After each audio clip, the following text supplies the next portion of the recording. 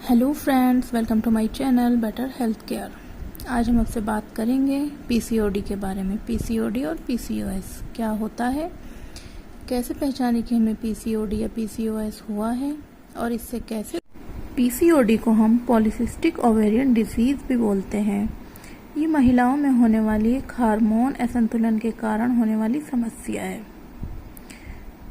70% महिलाओं को तो पता भी नहीं होता कि उनको पीसीओडी या पीसीओएस की समस्या है। हमारे शरीर में दो हार्मोन होते हैं, एफएसएच और एलएच। एफएसएच मतलब फॉलिकुलर स्टिमुलेटिंग हार्मोन, एलएच मतलब ल्यूटिनाइजिंग हार्मोन। और जब इन हार्मोन का संतुलन बिगड़ जाता है, असंतुलित हो जाते हैं, तब हमें पीसीओडी और पीसीओएस की समस्या देखने को। एफएसएच और एलएच हार्मोन क्या काम करते हैं? ये हमारी ओवरी में एग बनाने का काम करते हैं और ओव्यूलेशन में काम करते हैं, लेकिन जब ये असंतुलित हो जाते हैं तब हमें कुछ समस्याएं अगर हमारा हार्मोन लेवल बढ़ जाता है या कम हो जाता है तो हमारे एग सही से नहीं बन पाते हैं, और अगर एग सही से नहीं बन पाएंगे तो ओव्यूलेशन नहीं होगा, और अगर ओव्यूलेशन नहीं होगा तो हमें कंसीव करने में समस्या पैदा होगी। तो चलिए जानते हैं किस किस कारण से हमें पीसीओडी होता है और हमें इसके। अगर हमारी फैमिली में किसी को भी ये समस्या रह चुकी है पीसीओडी की, तो वो हमें भी हो सकती है। जैसे हमारी माता को ये समस्या थी या हमारी मौसी को, तो वो हम में भी होने की पूरी संभावना है। फैमिली में किसी को भी अगर ये पहले से रह चुकी है तो उसके जीन्स हम में भी ज़रूर दिखाई देंगे। अगर हमें टेंशन रहती है, नींद कम आती है, खान पीन का सही ध्यान नहीं रखते हैं और कोई फिजिकल एक्टिविटी नहीं करते हैं, तो पीसीओडी की समस्या होना सामान्य है। पीसीओडी और पीसीओएस में कोई ज़्यादा अंतर नहीं है, ये दोनों ही हमारे हार्मोन असंतुलन होने के कारण होती है।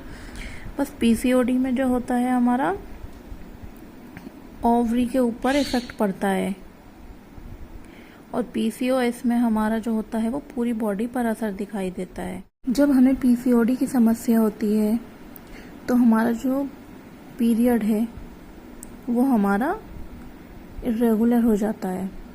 जैसे कि पीरियड हमारा बहुत ज़्यादा हैवी ब्लीडिंग होने लगेगी, और पीरियड हमारा 3 से 4 महीने के गैप पर भी हो सकता है, और ब्लीडिंग इतनी होती है कि हमारी 10 से 12 दिन तक कंटिन्यू ब्लीडिंग। फेस पर हमारे दाने हो जाएंगे, हमें एक्ने की समस्या हो सकती है, और हमारे पूरे चेहरे पर बाल दिखाई देते हैं। ये सब पीसीओडी के कारण होता है। जब हमें पीरियड आते हैं तो पीरियड के साथ पेन भी होता है, और हमारे फेस ऑयली हो जाता है, ऑयली स्किन हो जाती है हमारी, और हम चिड़चिड़े हो जाते हैं। कभी हमें गुस्सा आता है, कभी हम हंसते हैं।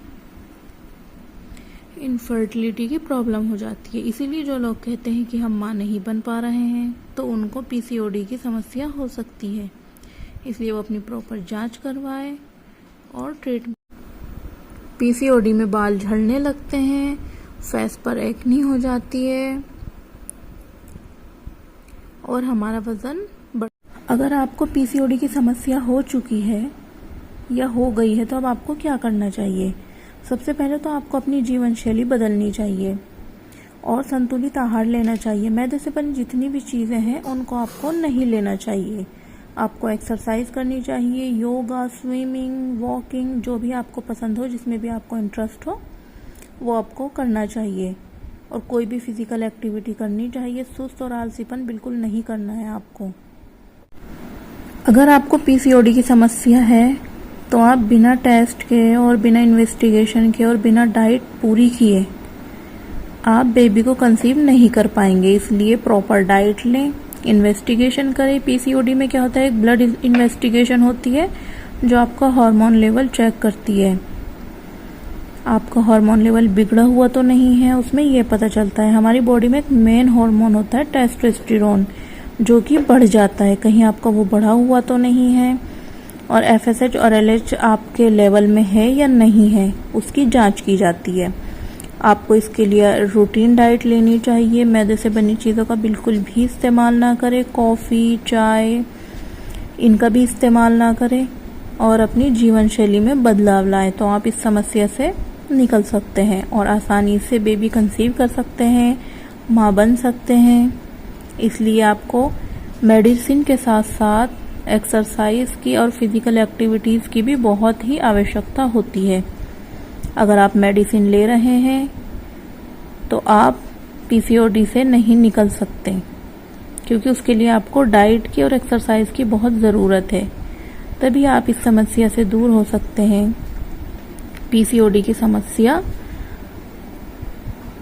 दूर कर सकते हैं। Thank you.